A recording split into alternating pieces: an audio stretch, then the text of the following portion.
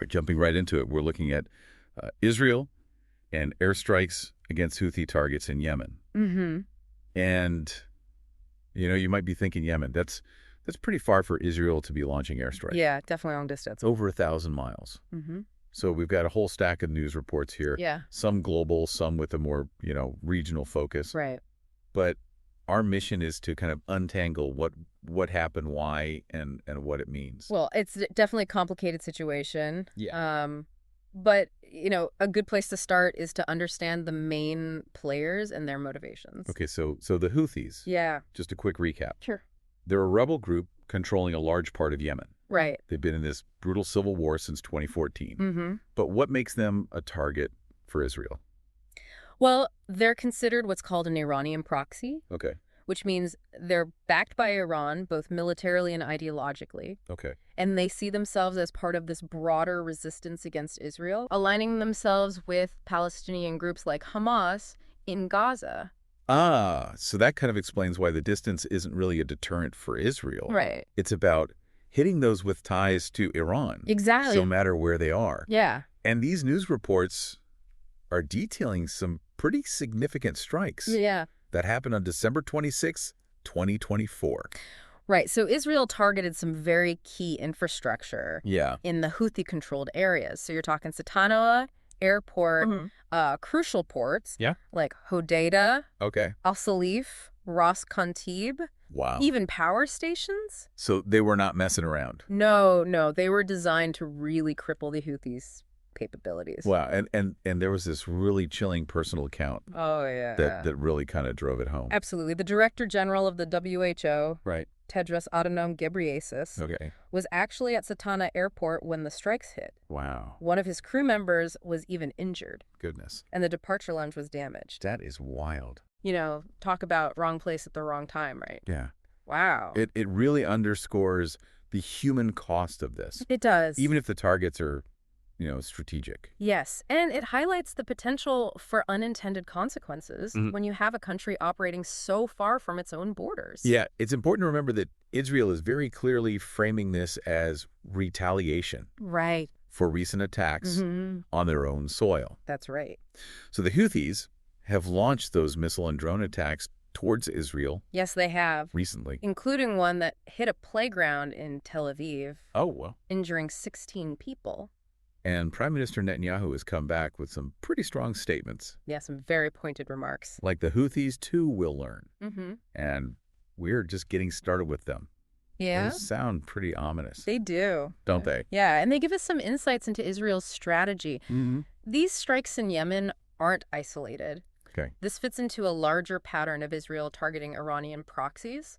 Right. Across the region. So basically, if you support actions against us, you're a target. Exactly. Regardless of the distance. Precisely. And that message is intended not just for the Houthis, but for Iran, too. Right. Saying, hey, we're watching you. Right. See what you're doing. Yeah. And we're willing to take action. Okay, but is that legal? Yeah. I mean, striking a country that far from your own borders, it seems like there are some international laws that we have to at least think about. That's a great question. Yeah. And it's one that will be debated by legal experts, by the international community as well. Okay. The ramifications could be pretty significant. Right. Especially when we think about the existing humanitarian crisis in Yemen. Right. And the UN has already expressed concerns about the impact of these strikes on aid deliveries. It's a major concern. Especially since some of those ports that were targeted are really crucial for getting those supplies in. Absolutely. To the country. Yeah. So striking them could further cripple a population that's already really struggling. On the brink of starvation. Wow. And it's not just the UN. Okay. You're seeing condemnation from Iran and Hamas as well, who are framing this as an act of aggression. So this situation really feels like it has the potential to escalate very quickly. It does. Drawing in more actors and making an already volatile region even more unstable. It's a very real concern. And this is not just about Israel and the Houthis anymore. Right. You have Iran's involvement, the ongoing war in Gaza, the humanitarian crisis in Yemen. That's a lot. All these factors creating this really complicated web of issues with global implications. So we've got retaliatory strikes. complex geopolitics, potential violations of international law, and a humanitarian crisis that's just been made even worse. Wow. But we're not done yet, are we? Oh, no. This story gets even more complicated. Yeah, buckle up. Okay. We're going deeper. You mentioned the war in Gaza. Yeah.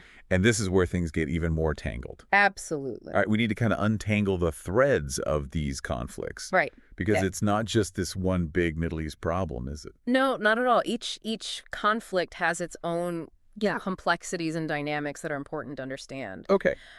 Let's start with the Yemen civil war, which is essentially a power struggle between the Houthis and the internationally recognized Yemeni government. Okay, so there's an internal power struggle. Yeah. And then external forces get involved. Exactly. So you have Saudi Arabia leading a coalition that's supporting the Yemeni government. Okay. And this conflict has been absolutely devastating. Yeah. I mean, with a horrific humanitarian toll. Right. Millions of people have been displaced. Wow. The country is facing famine and disease. Yeah. It's a really dire situation. And then you've got the war in Gaza. Right. A conflict that's been going on for decades. For decades, Hamas. Which controls Gaza. And Israel are in this constant clash. Right.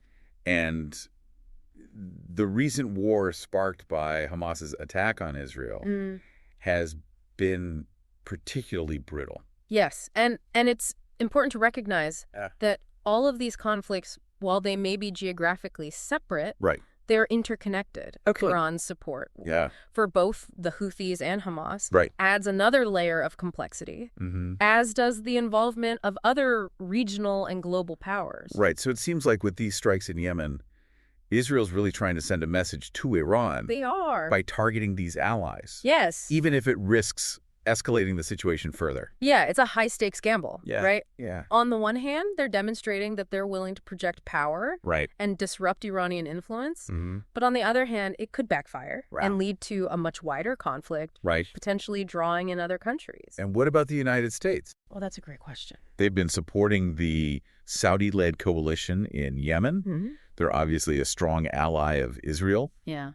What is their stance on these strikes? Well, so far their response has been relatively muted. You know, we haven't seen any strong condemnations or endorsements. Right.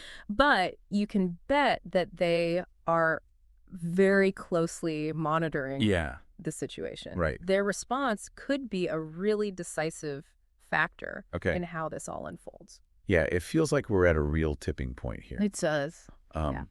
What are some potential scenarios Okay. that could play out from here? Sure. Could this de-escalate? Yeah. Or are we headed towards something much worse?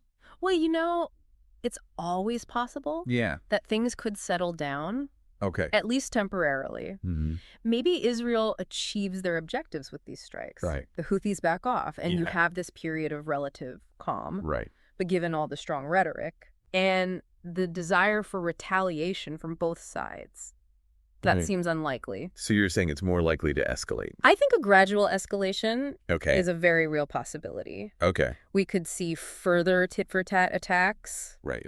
Perhaps Israel targeting other Iranian proxies Okay. in the region, leading to this slow but steady spiral of violence. Right, like a dangerous game of chess. It is. Where each move carries a lot of risk. Absolutely. Of unintended consequences. Yeah. And the worst case scenario. The worst case scenario is a full-blown regional war. Right. That's the nightmare scenario. Yeah.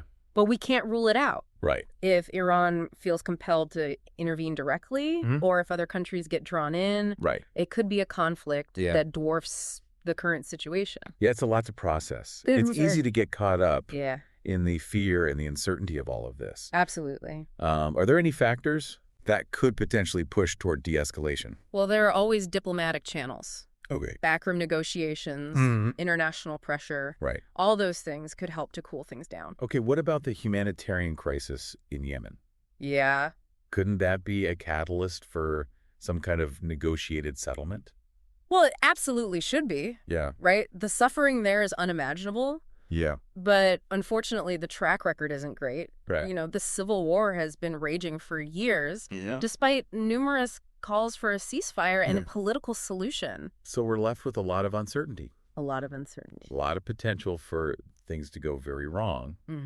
And maybe just a glimmer of hope. A glimmer of hope. That diplomacy might prevail. Yeah, we can hope. So you're saying we really need to be watching all these different factors. Yes. Very closely. Very closely. To understand how this is going to unfold. Absolutely. So what should we be paying attention to in the coming days and weeks? To help us make sense of this incredibly complex situation. So much is happening so quickly. It is. Where should we even start? Well, keep a close eye on Iran and the U.S. How they react to these strikes could be a major indicator of where things are headed. So will Iran retaliate directly? Right. Will the U.S. increase support for Israel? Or will they push for restraint? Right. These are the questions that policymakers are grappling with right now. So it sounds like we need to be watching those diplomatic channels very closely. We do. And what about Israel and the Houthis? Yeah. Should we be looking for signs of further escalation? Absolutely. Will Israel carry out more strikes? Right. Will the Houthis attempt to strike back? Their actions will be crucial in determining the trajectory of this conflict. Okay, and don't forget about the humanitarian situation in Yemen. Yes. These strikes have just added to the suffering of a population that's already endured so much. Unimaginable suffering. It's heartbreaking to think about. It really is. You know, what you're saying is we can't just follow the military and the political moves. Right. We have to keep in mind the human cost of all this. We do. And we need to pay attention to the voices of the Yemeni people, the aid organizations that are struggling to provide relief, and the warnings from the UN about the potential for famine and disease. So much information. It is. So many moving parts. Yeah. So much suffering. A lot to take in. It's a lot to take in, even for someone who follows this region pretty closely. Absolutely. Yeah. But, you know, that's why these deep dives are so important. You know, we're cutting through the noise and the complexity to give you the information you need to understand what's happening and why it matters. And I think you've done a brilliant job of that. Well, thank you. But we've only scratched the surface here, haven't we? Oh, absolutely. There's always more to explore. We could delve deeper into the role of the Saudi-led coalition in Yemen. We could look at the complex history of the Israeli-Palestinian conflict, or the intricate web of alliances and rivalries in the region. We could spend hours talking about each of those, and it still wouldn't be enough. No, it wouldn't. But I think we've given our listeners a really good foundation. A good starting point. To build on. Yeah, and remember, this isn't just about geopolitical chess moves. You know, real people are being affected by these conflicts. It's important to remember that. It is. And to engage with these issues on a human level. That's a great point. Before we go, I want to leave our listener with something to think about. Okay. If Israel is willing to strike this far from its borders against a group that doesn't pose a direct existential threat to them, what does that say about the future of conflict in the region? That is the million-dollar question. Yeah. It suggests a willingness to take preemptive action. Project power, far beyond traditional boundaries. So what will this mean for regional stability? Will other countries feel emboldened to follow suit? These are questions we'll be grappling with for months and years to come. So for our listener, if you're feeling a little overwhelmed, don't despair. No. Use this as motivation to keep learning. Absolutely. There are so many resources available. There are. Articles, books, documentaries, organizations working on the ground. Yeah. And don't just consume information passively. Engage with it critically. Challenge your own assumptions. Seek out different perspectives. The more you understand, the better equipped you'll be to navigate these complex issues. We've given you a lot to think about today. We have. But our deep dive doesn't end here. No, it doesn't. Keep digging, keep questioning, and most importantly, keep the conversation going. Well said. And remember, the world needs more informed and engaged citizens like you. Thanks for listening, everybody.